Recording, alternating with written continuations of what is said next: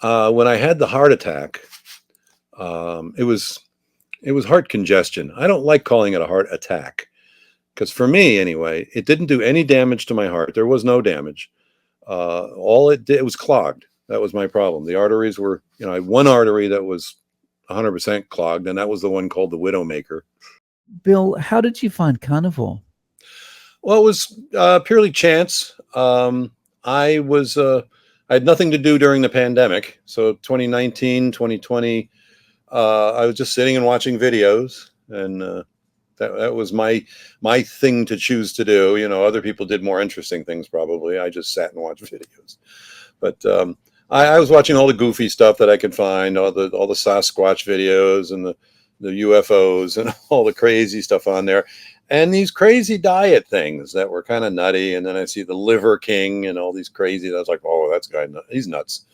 And but then I started seeing like Dr. Barry and Dr. Baker and these people who were talking about real cures. Literally, they were talking about amazing results from this strange diet of eating just meat. So first thing I could think of was, well, I love meat, and I've never really liked vegetables. So sounds good for me. I'll give it a shot. What the heck? I was not working. I'm not really retired. I'm a musician. So musicians never really retire. We just play less. That's all. Or we play the gigs we want to play. We don't have to constantly have gigs. So, but sitting around doing nothing but watching videos, and I was not able to do anything of any real exercise. I've had chronic fatigue syndrome for 35 years, which is really debilitating. It eliminates your ability to exercise or anything because it brings on more inflammation all the time. So that the joints hurt. I had arthritic hips and shoulders, and I was not well. I had to use a cane sometimes to walk. Couldn't do more than like 2 flights of stairs. Otherwise, I'd have to sit down for a while before I continued up the stairs. So, it wasn't fun being me at the time, and I was overweight. So I thought, well, what the heck? Let's try it. I heard something about diabetes was going to go away. I had diabetes, type 2.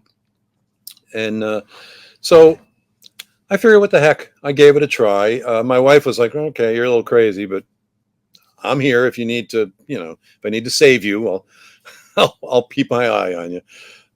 She still doesn't do the diet. She's not in love with it, but she did tell me at one point, about halfway through my time with it, she says, I'm probably never going to do this diet because I love my vegetables. But she says, I don't want you to really stop because it's really doing so much good.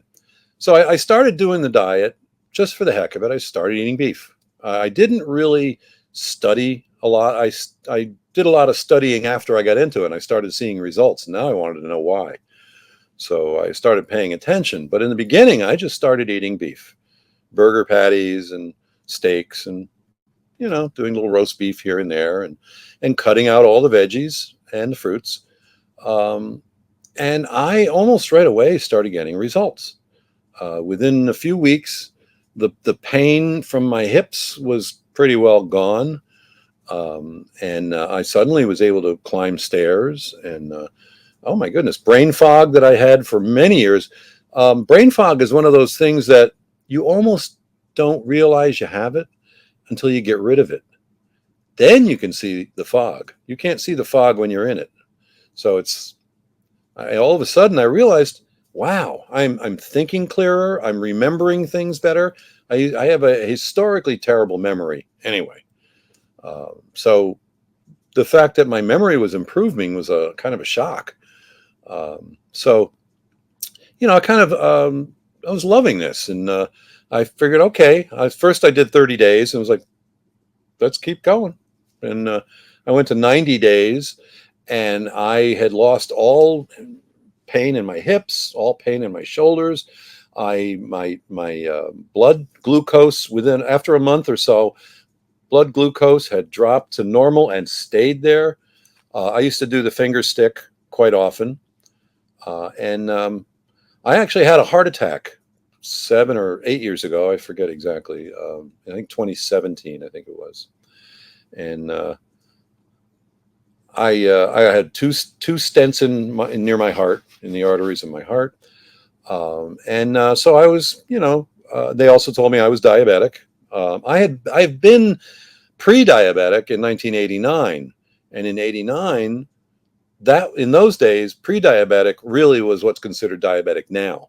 The numbers have changed. They use different numbers now. They lowered that number. So year after year, you're all of a sudden people were diabetic that weren't considered diabetic before. So I've had that since 1989, and I've had chronic fatigue syndrome diagnosed since '89. So 35 years I've been dealing with chronic fatigue syndrome and diabetes and hip pains and all that for the whole time. I worked for a while. I had a job at a little .com that was on the third floor of an old factory building up in Massachusetts, and it was a great job. I just hated going in every day. I had to climb these frickin' stairs. No fun, but I could do it today, no problem.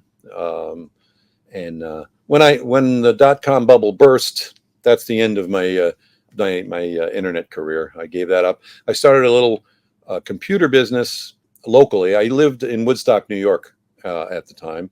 For about 25 years, we lived in Woodstock. The one with all the musicians and artists around it and all. Kind of fun town to be in, but I started a little computer business, and so I've met most of the people in Woodstock and fixed at least half the computers in the town. So it was interesting, but the internet never interested me a lot before. After that, I was kind of like done with the internet and the whole thing, except for fixing computers and stuff. But I'm back into it now because I'm enjoying all these videos. Since I dove into the videos, I'm really interested again. But yeah, so I had CFS, which is you call ME, myalgic encephalomyelitis, which is what it's called elsewhere in the world. America is the only place that has this idiot term of chronic fatigue syndrome. It's like calling cancer something that gets you tired.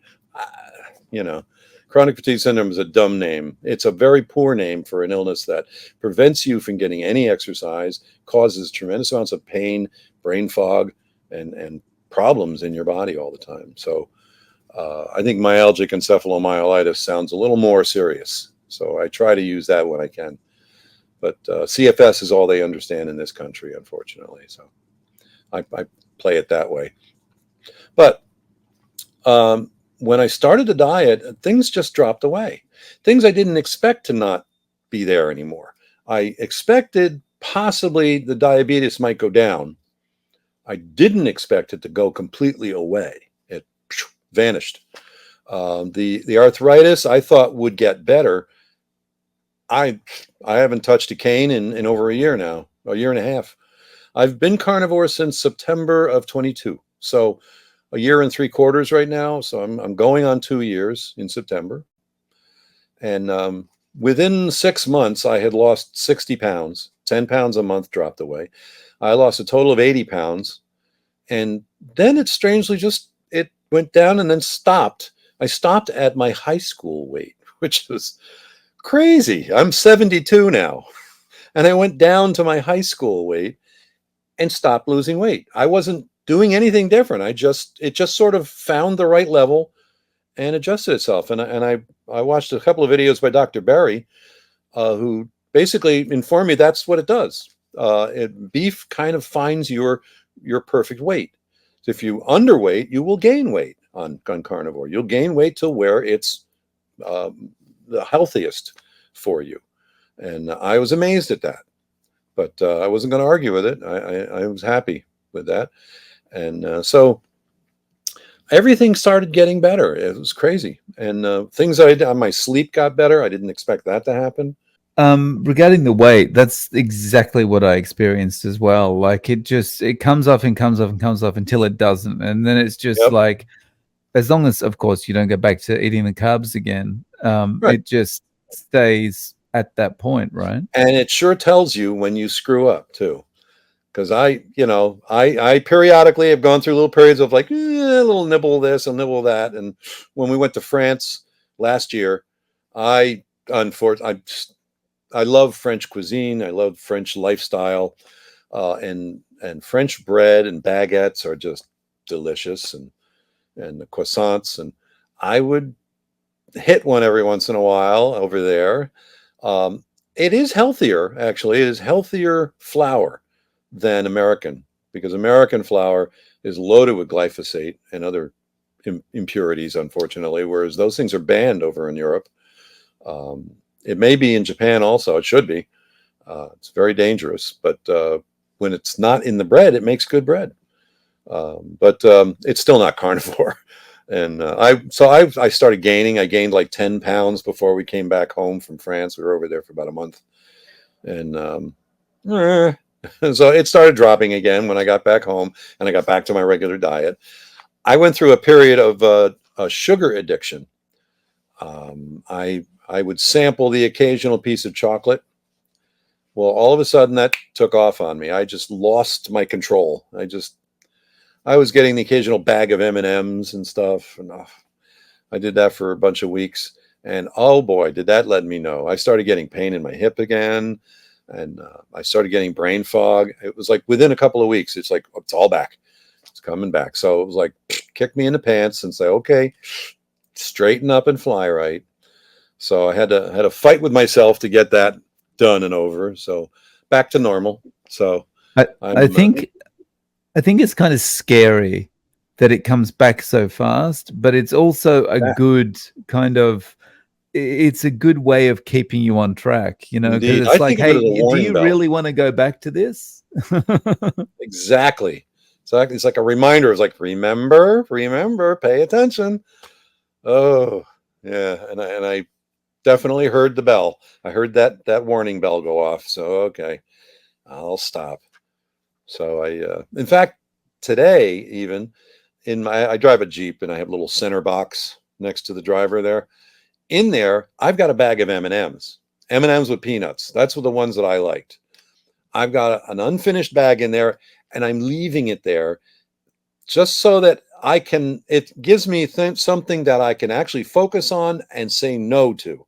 Every time I get in that car, if I'm just driving by or I'm in the store, say, and I see them and I'm like, and I always have in the back of my head, if I really want one, I've got some. I don't need to buy any. If I buy them, I'm going to feel compelled to eat them. So I keep them there. They're a reminder and something that I can focus on and say no to that every time I give it the thought. It's like I could have them. I'll open the little box and look in there and nope, close it. So I'm sugar addiction is really tough to beat. I understand that now. I used to think I used to mouth the words, but I never really understood how hard sugar addiction can be. Sugar addiction is the worst addiction ever. I mean, back in the 80s, I dabbled in cocaine and I dabbled in all kinds of things that I shouldn't have. I didn't get addicted, luckily, but I have friends who were, and a couple of whom have died years ago. And bad practice, bad things to do. I learned by watching them about those things. Sugar is one of those things that I think is even worse because it does so many insidious things in your body. Almost every problem that comes from vegetables is because of the sugar that the vegetables become. The body, when you put asparagus in your body, even or broccoli or something, the body doesn't say, "Oh, good green stuff." All it says is, "Oh, more glucose." That's all the body sees. It's just glucose. So it's all sugar to the body. Fruit is nature's candy. I always tell people this stuff is not natural. None of that is natural. You go in the forest, you're not going to find any broccoli plants. You're not going to find any tomatoes hanging off little bushes or something. It doesn't exist. That's all horticulturally created. Everything in the produce section is horticulturally created, do not come from nature. So if you want to only eat things that come from nature only, nothing in the produce section. Just to take a step back Yeah, to where you were talking about the cravings before, when you sure. first got started, and September 2022, and you were just focused on eating the beef, Mhm. How difficult was it for you, cravings wise, to kind of stick to that? It was not difficult in the beginning because in some ways, good beef to me is almost candy-like. It's like something that I would never have enough of in a meal. I go to have a meal and I'd have a couple of burger patties or a hamburger or something, but it would be laced with the bread around the burger or bread that I'm dipping in the sauce and things like that. So I would eat, only a portion of what I was eating was meat. There'd also be veggies and pasta and whatever else was in there. Whereas when I'm just eating beef, I love it. I couldn't get enough. So I sit down and eat a whole pound of beef at one time. I was like, wow, this is great. And there's nothing else getting in the way, nothing else filling me up except the beef. So initially, I did not have a bad craving for any of the vegetables. I didn't miss them a little. I missed fruit a little bit, but not terrible. Not to the point that I was like, I had to go get some. It was the candy and things like that that did me, and that stuff, chocolates, the pure sugar is it's really tough. But initially, I was okay. It got a little hard later after a while. After about 2 or 3 months of eating just beef, you start to, I think initially anyway, in the beginning, some folks at least start to feel a little bored by it or like, I need another flavor or something. And so I started experimenting with fish and a little occasional chicken, but mostly staying with the beef. And I still once in a while do a little fish or chicken or something, chicken wings or they're not, the beef isn't what feeds me so much, but it takes the place of any other things that I shouldn't be having. So that's fine. If I want a little different flavor, I'll do that once in a while. But I almost never really feel the need. Every steak now, my taste buds changed. I my What I like is different now. I look forward to every single steak that I have now. Used to be like, oh, steak another day. Now it's just I smell the steak cooking and I'm like, can't get to it fast enough. It's like, wow, this smells good. And as soon as I bite into it, it's like my whole body is like, it's good. It's really, the flavor is just wonderful to me. I think because my taste buds are recognizing that this is the good food. This is what I should be eating. And I'm doing the right thing for my body by eating that. So it feels good. Yeah, But nice.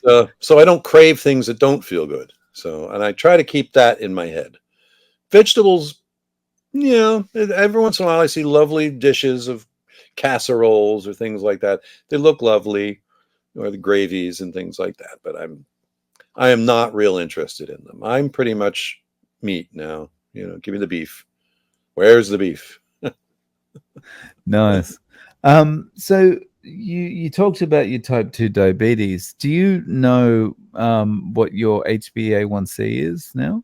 It's about. It used to be when I first started. I got a test. It was like 8 something, 8.5, I think, but that dropped. I got a test about 3 or 4 months into carnivore, and it was 6.1, I think. So it was lower, still over what it should be, but that was only a few months into carnivore. I had my blood test at about a year into carnivore, and it was like 5.6. So I was definitely under 5.7, and I was in good range. I was completely not diabetic, and it stayed that way. And then I got another That's test about a great. half a year later, and still right there. So all my numbers are excellent. I have a little bit high LDL and a little bit high, all of them actually. My blood panel was a little bit high, but none of it's through the roof. And from what I understand from all the comments from our favorite doctors on here, that cholesterol is not something to be concerned about, at least immediately, for heart disease. It may be an indicator for some things. Dr. Baker talks about that. He says, I'm not one that says don't pay any attention to it. However, it is not a marker for your coronary health. It may be a marker for some other things you need to pay attention to, and we're still not sure about that because I guess as thinking changes, they'll start paying attention to other areas and they may have a better idea of what cholesterol will tell us. But overall, we need higher cholesterol. We need it's our cell walls, it's in our brain. It's like something like 20% of our brain is cholesterol. It's crazy. So why would we want to cut back on stuff that we need? We need that stuff. So it Yeah. makes more sense to not worry about that. And my numbers are fine as far as that goes, except for a little bit high. But other than that, it's all great. And the sugar down. I think I'm Yeah. under 5 now. I haven't tested it in over a year. I'm probably ready to give it a good test again. Yeah. I mean, I'm not a doctor, but from what I've seen online from people like Dr. Baker, Dr. Berry, Dr. Chafee, it's like Yeah, getting rid of your type 2 diabetes is a much stronger way of fixing heart disease issues totally. than worrying about cholesterol. Yep. Yep. Absolutely. So when I had the heart attack, it was heart congestion. I don't like calling it a heart attack because for me anyway, it didn't do any damage to my heart. There was no damage. All it did, it was clogged. That was my problem. The arteries were, I had one artery that was 100% clogged, and that was the one called the Widowmaker. Scary name. But, doctors do that. They want to give things scary names, so they scare the hell out of us and keep us worried and keep us coming back. But they tried to put me on a statin. I refused the statin. So I went to a cardiologist who was willing to try herbal things a little bit. So he put me on red rice yeast, I think it's called, and which, from what I understand, it acts exactly like a statin. It does the same job as a statin. It's just not pharmaceutically created. It's an herb or something, or an herbally created thing, which I was on for, until I went carnivore. After I went carnivore and I saw my numbers, I said, "To hell with this then." I stopped all that. I've never agreed to take a statin, and I never will, because they're very dangerous from what I understand. Everything I hear about them makes me understand that they are not a good idea. There's too many side effects that are bad, and they don't really help. Ultimately, the help that you get from it is not much help. It's 1.5% or something like that improvement. They claim, what is it now? They claim 37% increase or decrease in your quote risk, which Dr. Berry has very bad things to say about risk. But they call it risk, which is meaningless. It's just Yeah, and I maybe think that's flip a coin, you might have a problem, but relative risk as well, not absolute. So it's right, it's like not absolute it's at all. almost It's meaningless. generally, yeah, it's almost meaningless. So the fact that I've basically taken that away, I'm happy with, and I don't listen to risk. The statins do what they do is you have naturally a, what is it, 2%, I think, possibility of a heart problem, whereas with a statin you have a a 3%, or a reduction, rather 2% reduction, a 3% reduction in risk. So it's a 1% reduction in risk. They claim 37%. That's because 37% of 2 is one more. So they call it a 37%. It's such a baloney term. It's all baloney. It's all double speak and just phoniness meant to scare us into taking their drugs. I always think actually the fact that they are allowed to do that is criminal, I was going because to say like, that. for example, if I'm selling some kind of, you get these kind of ads in early morning TV or whatever, where they're talking about make money Sure. at home in your spare Of time or course. whatever, Of right? course. And they've got to put disclaimers all over that. This is not a business opportunity. This Right. is not this. We can't guarantee Yeah. anything. What, you know, but Yeah. pharmaceutical companies can say, oh, this reduces your risk by 50%. Such baloney. without clarifying it, Yeah. without clarifying it in a way that you, outside of, the bottom of some really small type in a pamphlet, If you or I go online and say, this will cure your diabetes, we'll get arrested. We'll get sued. We'll get put out of business because the pharmaceuticals will do that. They will attack you. But they don't get attacked for the same thing. And they Right. know they're lying sometimes. They know very well that they are stating an untruth. It's just that they're just manipulating people. And it's so unfair. Just not right. And so that's the thing. It's unfair because the vast majority of people are going to their doctor thinking that, the doctor knows best. The Yeah, doctor knows exactly what to do. right, And so I'm just going to follow their directions completely. Doctor gives a prescription for statins, gives a prescription for this, that, the other. right. And they're just like, okay, well, I'll take these and I'll hope for the best. Yeah, the doctor says this will fix me. Okay. Mm. But you, Meanwhile, I'll keep buying the Fruity Pebbles and the yeah, Cheerios and I all mean, that. my diet's a piece of crap, but they don't care. I've never been asked by a doctor, what do you eat? I have never, ever had that experience. Never asked me, what am I eating? What do you have for breakfast? What do you have for dinner? Nothing, ever. That's sad. That's Yeah. sad. That's I mean, you go to a garage to get your car worked on, and they find problems in the maybe clogs in your carburetor system or something. They'll say, where are you getting your gas? What are you putting in inferior gas? What's going on? Because that's obvious. Well, we should get asked that same thing. Where are you getting your energy from? What are you putting Yeah. in your body? That's a really good point. Vets will ask you what the dog's eating. Exactly. Mechanics will ask you what kind of junk you're putting in the car. It's only doctors that are like, oh no, it's okay. You just continue as you are. Here's a Keep eating the prescription. garbage. No problem. Just take this pill. It's craziness. It's really Yeah. crazy. And we've been Yeah. unfortunately taught to believe that this is normal. It's been normalized. It's very frustrating.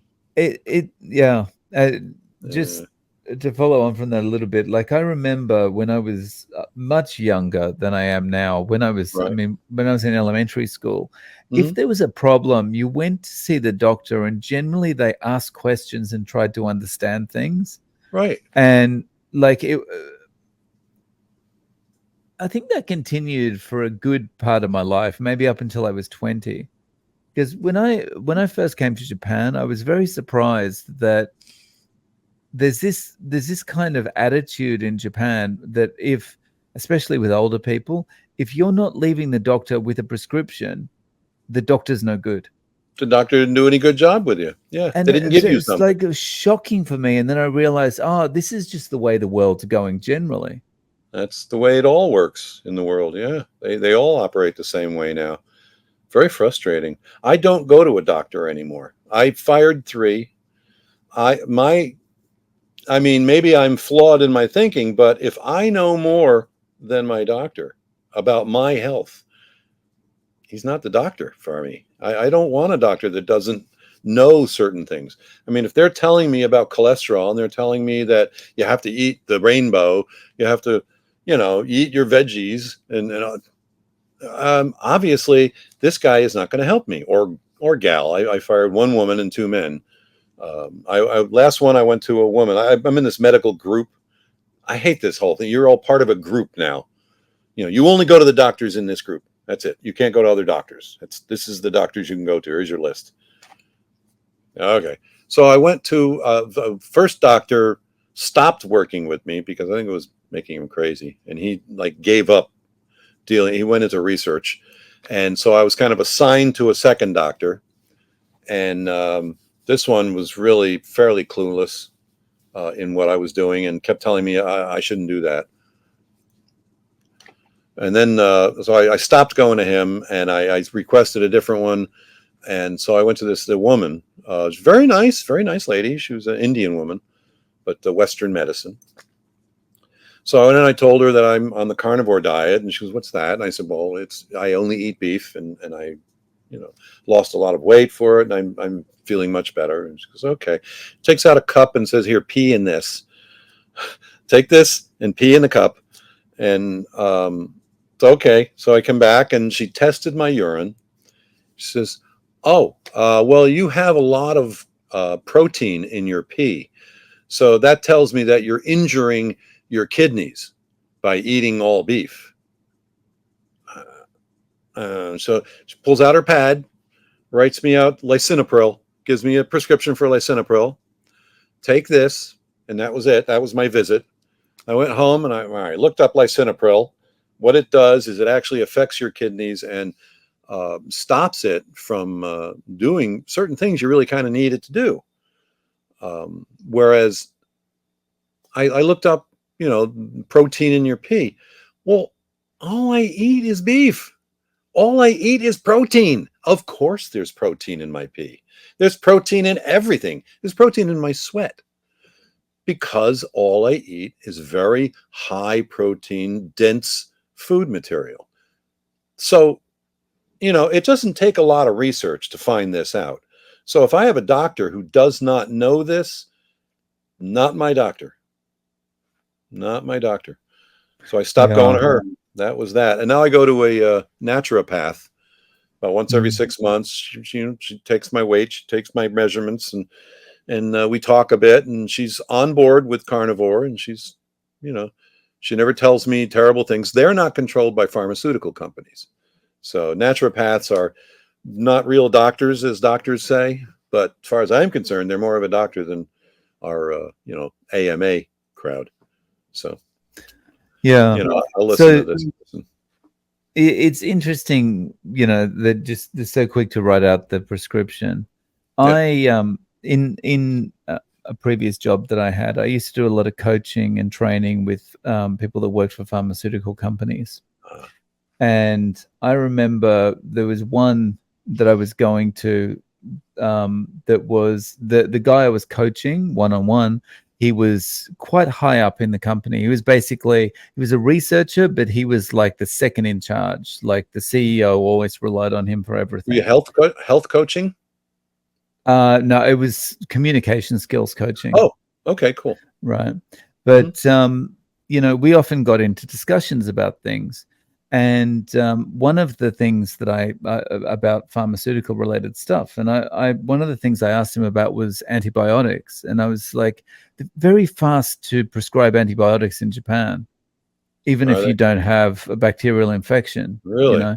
And he What's the said, help? yeah, if I take my kid to the doctor and the doctor gives me a prescription for antibiotics, generally I throw it in the bin.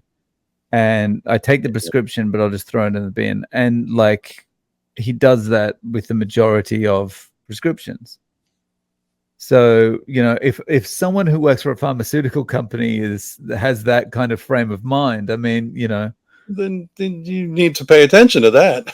Holy yeah, smokes! yeah. Yeah, yeah. I don't have any medication now. I don't take any medicine. And in fact, I also stopped. I used to, because I had the heart attack. It was recommended to me that I always take a baby aspirin every day. That's what they say, or they used to say. Now they don't.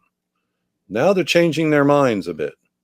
More and more are saying no. There's still a lot of doctors who are still stuck in the old paradigm, and they have just old knowledge they refuse to get rid of. But I have heard some realize that it's not good.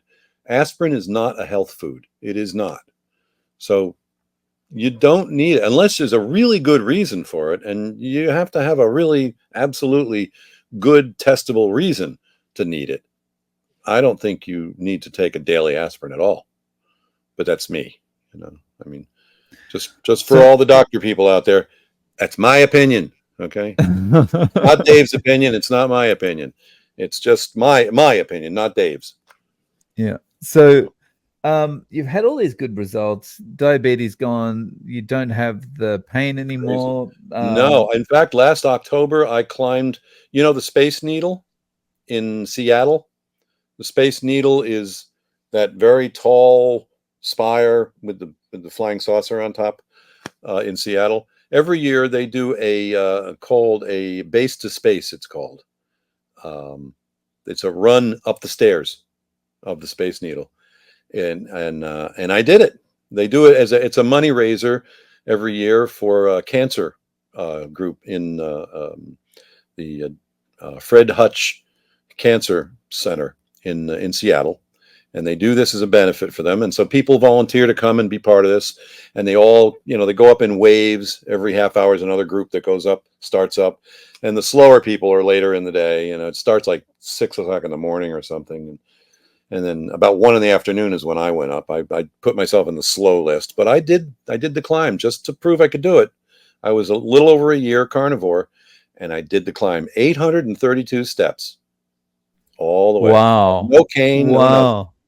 Got up to the top and walked around at the top and just enjoyed the view and felt great. I felt like doing it again. It was amazing. Uh, So nice. proof positive that it works. Mm. This is a year after So, going carnivore.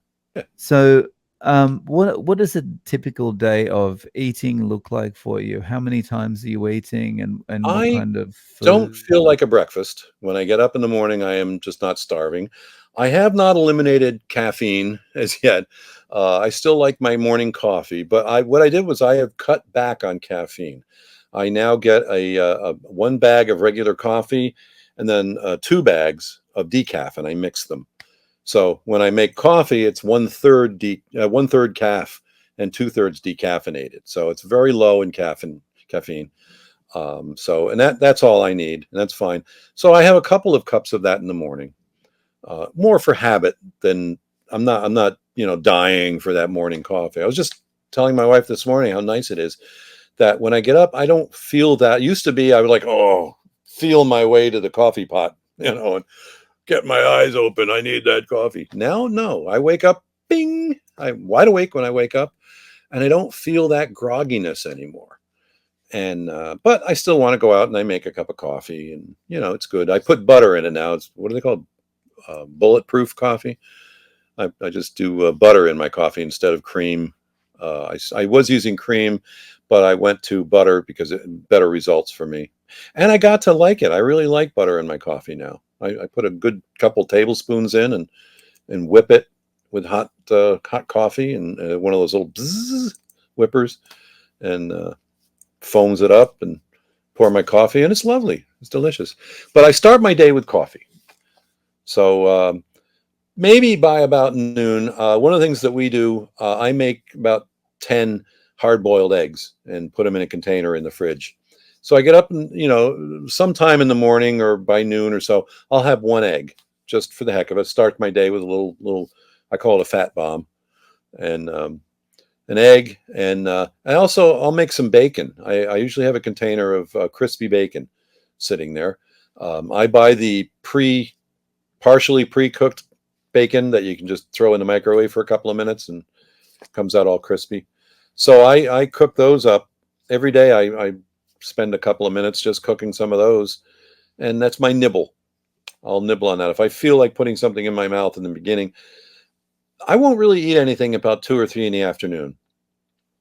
Then I might have a couple of burger patties, or often it'll be some leftover steak and eggs. I'll have some, like 3 or 4 eggs and some hamburger, or some or leftover steak or something from the previous night. That's my afternoon. That's my first. That's my, you can call it my breakfast, maybe. It's the first real sit down meal that I'll have in the afternoon, and then I won't have dinner until about 8 or 9 o'clock. My wife and I are all late night people anyway. She's a writer. She writes for inkmagazine.com and other folks. She's a freelance writer, and she's the only one working now. I mean, I play here and there, and I have the occasional gig, but I don't make big money for us anymore. She makes all the money, but I'm on Social Security now, which is fine by me. But so we'll start the day with the egg, little bacon, and then I'll have an afternoon meal, and then I won't have anything until evening meal, and I'll usually cook a couple of steaks for both of us. Um, usually steak, or maybe I'll have a roast beef or something, but usually it'll be a steak. I've got a lot of ribeyes in the freezer. I love ribeye. So, and I'll make both of us a steak, but I'll also cook her some asparagus or broccoli or whatever she has in the fridge that she wants me to cook for her. I'll cook that up for her too. But she's sort of ketovore, I guess you might say. She's she eats beef with me pretty much regularly, but she also Nice. adds adds the occasional bread or the occasional veggie. But for the Mm. most part, she's very healthy. She's doing well with it, and Awesome. but yeah, that's my whole day of eating pretty much. And we end the day with a some decaf tea. We make a pot of decaf tea. I like decaf tea, and to go to bed, it's soothing. And actually, here in Washington, cannabis is legalized, so I make a tincture. I get cannabis oil, and I make a tincture with a little alcohol, and you put a few drops in your tea, and it helps you sleep really well. It's just very soothing and very relaxing. It doesn't make you crazy high or anything. It's just soothing, and it helps you go to sleep at night. And that's still nice to do. I used to do that a lot. That used to be how I had to get to sleep. Now I just do it because it's a kind of a habit, but it's a soothing habit. It's a nice thing to do. Doesn't affect me badly at all. So, but I went from a size 44 waist to a size 34 waist in the last year and a half. Crazy, totally 10 inches. Yeah, It was amazing, it's and I like awesome. staying there, frankly. So I'm happy for that. There's really nothing quite like feeling comfortable in the clothes you're wearing, right? Boy, isn't that something? I used to feel I used to have clothes big enough for me, but I used to feel fat. I used to feel ugly. I used to feel like a blimp walking around, even though I wasn't exactly. Sometimes I really did not look overly fat. Um, so like pictures of me from like 3 or 4 years ago, I was a little chunkier here and everything, and I was bigger. I had a gut and stuff, but I wasn't enormous. I was just a big guy, which always got me away because I'm a big frame guy. I'm 6 foot tall, and I have broad shoulders, and so I've always looked like a big guy and been able to carry it okay. But I was still overweight for sure, and I felt overweight. I felt a little too chunky. But now I'm literally about I've regained about 15 pounds from my high school weight was like 189, which is which I felt was actually a little too skinny for me. So I gained back about 12 to 15 pounds. I'm in the 210 range now, and that's fine. That's perfectly fine. My clothes, the 34s fit fine. I went from double extra large down to just large or medium sometimes, depending on the shirt and other clothes. My underwear and stuff are either large or mediums, and I'm happy that way. It feels better. I feel like I fit into things better. When I get on a plane, I fit in the seat better. It's it's kind of a revelation always for me in some ways. Little things like that. I'd get on a plane, I'd sit down, and I'm like, oh, last time I was in one of these, I didn't have all this room. Oh, I started thinking, oh, maybe made the seats bigger. And it's like I realized, no, I'm not so big. That's the thing. I'm losing weight. So Yeah, I was talking to someone in another interview the other day about this, and it's like the only time you are ever happy about sitting in coach or economy on a flight, a domestic flight, is when you've lost a lot of weight and you suddenly realize I can fit comfortably in yeah, this seat. yes, it's amazing. They build those seats for this size, not the size I used to be or bigger. I feel terrible for people now. They have to give you that extra belt to go around some people to hold them in. I've luckily I've never had that problem, but I have had the problem where it was a bit tight getting around me. Now I have all kinds of, I pull that thing, no problem. I have all kinds of hanging leftover belt hanging from the Yeah, buckle. It feels good to do that. yeah. So yeah, planes are not made for heavy people at all. I'm happy living this way now, and I intend to stay right where I am. I am not going to blimp out. And when I start to gain a little weight, I'm doing something wrong, and I pay attention and I go back. And I change what I'm doing wrong, like the M&Ms and things like that. When I do something wrong, I just yesterday I went to some good friends of ours invited us and a group of. I'm in a kind of a little music community of folks around the area here, and we're all good friends, and we all show up at the same gigs and each other's, and we play together a lot. And there's one good friends of ours. Her mother just turned 92, and she used to come to the gigs quite a lot when she was a little younger. I mean, really, just until a couple of years ago, she had to kind of slow down. And she had a birthday, and so her daughter just got in touch with a bunch of us. She said, "Mom," I asked my mom what she wanted to, who she wanted to invite. She says, "Well, invite all my favorite musicians."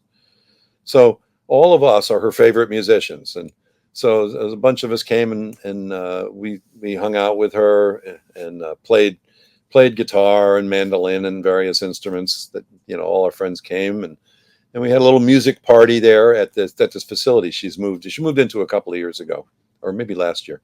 Very nice assisted living place. But at 92, she's still sharp as a tack. I want to be her when I get to be 92. First of all, I want to get to 92, and I want to be healthy like that. She's really quite healthy. She's in great shape, and so she was thrilled to have all her friends come and play music for her. Well, they put out like chicken salad and some croissants and things like that. I ended up eating a croissant with some chicken salad in it. I'm being polite, I didn't want her to think that I didn't like the things that she made sure were there. And bad idea. When I wake up tomorrow morning or something, I may have a little ache or pain or something. But the good thing is, when you're eating this way, it's easy to identify what's caused the problem, right? yes, and I can go back.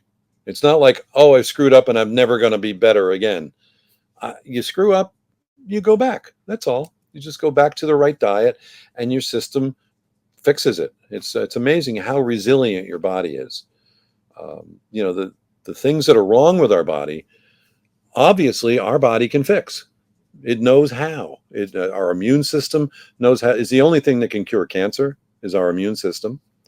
They don't know how to kill cancer without killing us. And I've seen many friends die more from the treatment than from the cancer. And as you probably have too, we all have. People die from the chemo. I mean, I have one good friend fighting pancreatic cancer back east, and he's strong guy, but they were killing him with the chemo, and he finally stopped the chemo, and now he's back to gaining some weight and getting back to himself a little bit. So who knows? Maybe he can beat it. I hope so. But they don't cure cancer ever. They just try to kill your cancer and try to make it so that your cancer dies just before you die. I don't think it's a good way to do medicine. Yeah, a race to the finish line is probably Exactly. not the best. Yes, exactly. Or a That's game of chicken towards the yeah, finish line. game of chicken. Exactly. That's what it is Yeah, with poison. yeah. Uh, So, you've had all these good results. If someone came to you and said, "Look, Bill, how do I get started with carnivore so I can stick to it?" What would you recommend? I would suggest just line up a week's worth of meals. Of just sit down and decide like 7 days worth of good beef oriented meals that you'll like. I would also tell somebody to taper off. Don't just dive straight in. That's kind of what I did, which I don't think it's the best way to go. I was just so impatient with eating vegetables and stuff. I said, I'm ready. Let's go. I mean, I watched the videos for 2 years before I actually made the move to just do something. I hit the point where it was like time to stop watching, time to do something. So I did it. But I think if somebody wants to, if they're not sure and they want to test it out, Try it for 30 days, but line up some meals. Plan your next week's meals and plan it so that you have less and less vegetable matter each day. So that by the end of the week, you've pretty much done away with the carbs. Do away with the carbs. Try to leave bread out. Try to leave, I mean, some people just love bread. I like bread. It's hard not to like good bread, but, try cutting that out and cutting down things. Have instead of a sandwich, have like an open sandwich, one piece of bread, and then cut that out eventually. And it, by the end of the week, you're probably ready to go straight carnivore and then just do meals that are only beef or lamb. If you don't like beef and you prefer lamb, go for lamb. And if you don't like beef or lamb, try fish. Fish is supposed to be very good for that. I do occasional fish. A little salmon is probably a good way to go because salmon is almost meaty. It doesn't quite do the same thing as ruminants, but I mean, if you've got beef, lamb, or goat, or venison, that's all good. It's all the right magic stuff. Chicken won't do it, but chicken is not terrible. It'll give you some nutrients, but it's not enough fat, and it's not enough of the right nutrients for you. You need beef to really hit the right numbers. So you're better off with the beef or lamb, the ruminants, the grass eaters. So, Bill, do you have a way of reaching out to you if people want to get in contact, like social Yeah, media or something? my email is Bilbo, Billbeau. It's like a French hobbit. Bilbo@gmail.com. I'm starting a YouTube channel. I'm kind of in process. That's why I'm down here. I'm in the process of setting this up as my place to do my videoing and video work and stuff. I'm going to be doing some music on my video channel, but I'm also going to talk about carnivore a bit. It's hard to find a niche that isn't taken by some carnivore. The carnivore talkers online are becoming numerous, which is good. I'm happy for that. More and more, yay! More the merrier. But so I figure there's not too many out there playing guitar and doing songwriting or something. So I'll probably be doing a lot of songwriting and performing on my channel. But I'll be talking a lot about the carnivore diet and some of the things that are good for it. It's improved my voice. It's improved my energy level to go out and play gigs. I just did a 3-hour gig last night, actually, standing for 3 hours playing my guitar. I couldn't do that 2 years ago. Couldn't do it. I'd have to sit somewhere for a while and play. Now I just did it standing the whole time with my relatively heavy electric guitar around my neck the whole time, and I was fine. I finished the night, no problem.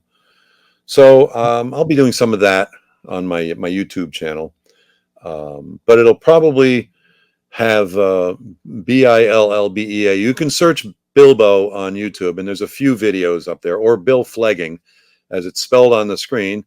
Bill and P like Peter, F like Frank, Leging. Bill Flegging. And if you search on Bill Flegging on YouTube, there's a few videos I have up there of me playing something and doing some stuff. But that's ultimately my YouTube channel will be connected to that, and that'll be on there. Awesome. So I'll link to your YouTube and your email below. Cool. Bill, thank you so much for coming on and sharing your story. I really appreciate thank you, Dave, your time. for what you do. You do great job for us all. I love your interviews, and I recommend anybody who sees this go see more of his videos. He's a really excellent interviewer. He gets some great people. Really, you do a great job, Dave, and I appreciate very much all that you do.